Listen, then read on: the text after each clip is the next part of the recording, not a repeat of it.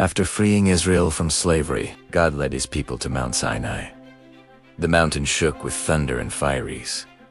God called Moses to come up. There, God gave his law, the 10 Commandments. These commands taught the people how to love God and how to live with one another. They spoke of worshiping only the true God, honoring his name, and keeping the Sabbath holy. They commanded respect for parents and forbade murder, stealing, lying, and wrong desires. The 10 Commandments were not just rules. They were a gift showing God's holiness and his desire for justice and love. This story reminds us, God gives his law to guide us, protect us, and lead us toward what is right. Hello and welcome back. Last time, we stood with the Israelites at the foot of Mount Sinai as they received the 10 Commandments. It was a monumental moment, a covenant sealed between God and his people.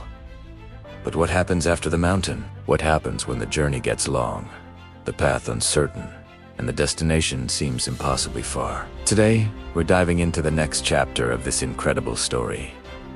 The long, challenging, and ultimately transformative journey through the wilderness. After the profound experience at Sinai, you'd think the Israelites would be filled with unshakable faith, but the reality of the desert soon set in. The initial awe gave way to familiar human struggles, impatience, fear, and complaining. The journey was far from a straight line. They grumbled about the food, longing for the variety they had in Egypt, even though they were slaves there.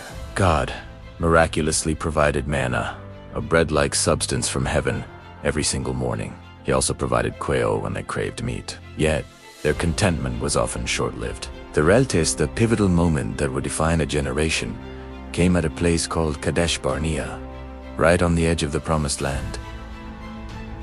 They were so close, Moses sent 12 spies, one from each tribe, to scout out the land. After 40 days, the report was unanimous on one point. The land was amazing. It was flowing with milk and honey, just as God had promised. They even brought back a massive cluster of grapes that took 2 men to carry. But then, 10 of the spies delivered a devastating blow. They said, "The people who live there are powerful, and the cities are fortified and very large. We even saw giants there. We seemed like grasshoppers in our own eyes, and we looked the same to them." Fear spread like wildfire through the camp. All the incredible miracles they had witnessed, the plagues in Egypt, the parting of the Red Sea, the provision in the desert, all of it was forgotten in a wave of panic. Only 2 spies, Joshua and Caleb, stood firm. They tore their clothes in distress and pleaded with the people. "The land we passed through and explored is exceedingly good. If the Lord is pleased with us, he will lead us into that land, a land flowing with milk and honey, and will give it to us. Only do not rebel against the Lord, and do not be afraid of the people of the land, because we will devour them. Their protection is gone, but the Lord is with us. Do not be afraid of them."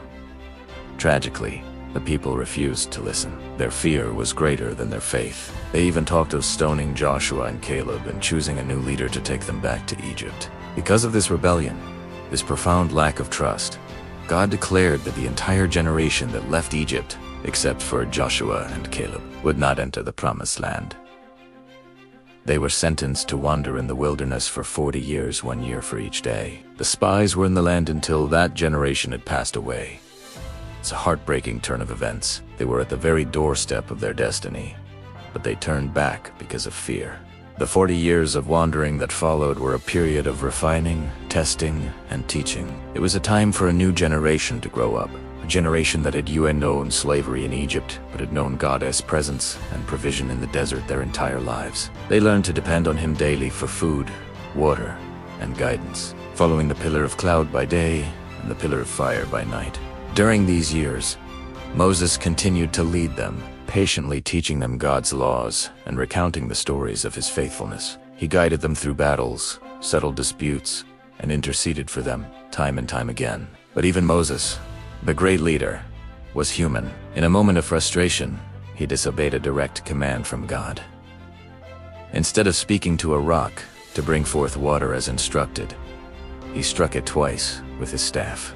Because of this act of disobedience, God told Moses that he, too, would not lead the people into the Promised Land. He would see it from a distance but not enter. As the 40 years drew to a close, a new generation stood ready at the border of the Promised Land.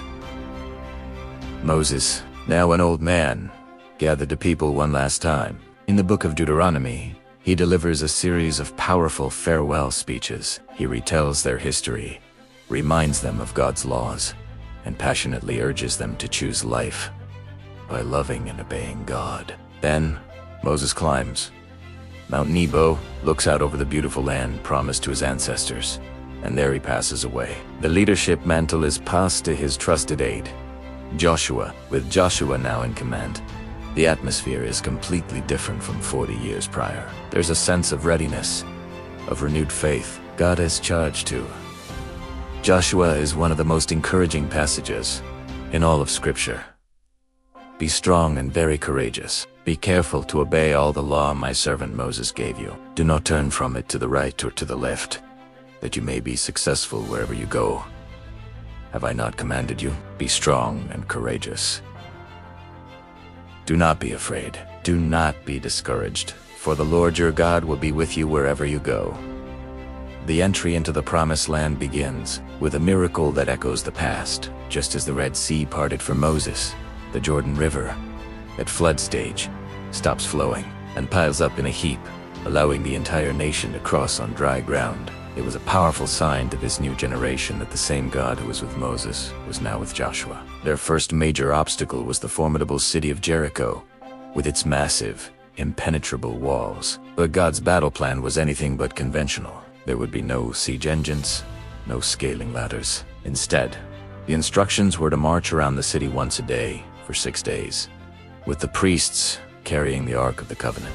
On the 7th day, they were to march around the city 7 times, and then the priests would blow their trumpets and all the people were to shout. Can you imagine how strange that must have seemed? But this new generation had learned the lesson of obedience.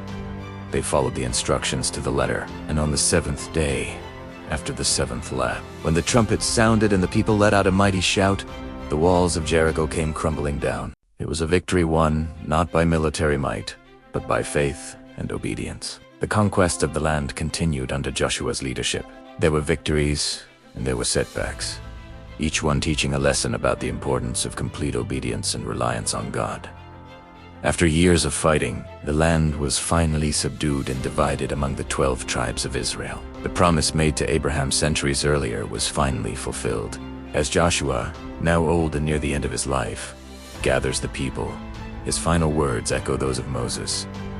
He recounts all that God has done for them and issues a final, famous challenge.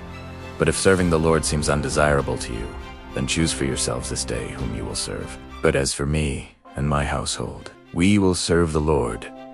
The journey from Sinai to the Promised Land is a powerful saga of human frailty and divine faithfulness. It teaches us that the path of faith is often not the easiest one. It's filled with challenges that test our trust and expose our fears. But it also shows us a God who is patient, who provides, and who never gives up on his people, even when they give up on themselves. It's a reminder that sometimes the longest detours are necessary to prepare us for our destination. Thank you so much for joining me on this journey today. I hope this story has inspired you.